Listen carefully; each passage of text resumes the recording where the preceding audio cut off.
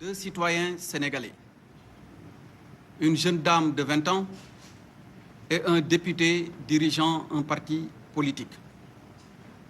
Dans le déroulement de la procédure judiciaire relative à un viol, la personne incriminée a manifesté d'une part son refus public et ostentatoire à répondre devant la justice. Il a d'autre part, par des messages répétés, lancé des appels à la violence, à l'insurrection et à l'affaiblissement de l'autorité de l'État. Ces actes de provocation sans précédent et sans commune mesure ont provoqué, avec le soutien de forces occultes identifiées, des manifestations violentes dans plusieurs quartiers de la capitale et dans d'autres localités du pays. Il convient de relever, de regretter et de condamner fermement les actes de nature terroriste, les voies de fait, les saccages, les pillages et dégradations de bâtiments publics et de biens privés, mais aussi des commerces appartenant à des personnes physiques et morales. Le gouvernement regrette la perte de 4 vies humaines et présente ses sincères condoléances aux familles éplorées.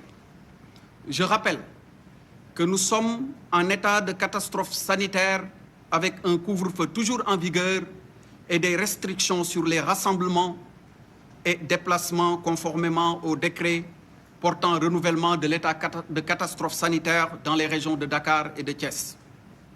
Malgré tout, des réunions, regroupements, conspirations contre l'État, des actes de terrorisme et de vandalisme sont notés. Ils relèvent de toute évidence du grand banditisme et de l'insurrection organisée. Ils constituent une violation manifeste de l'état de catastrophe sanitaire. Ils représentent des troubles inacceptables à l'ordre public.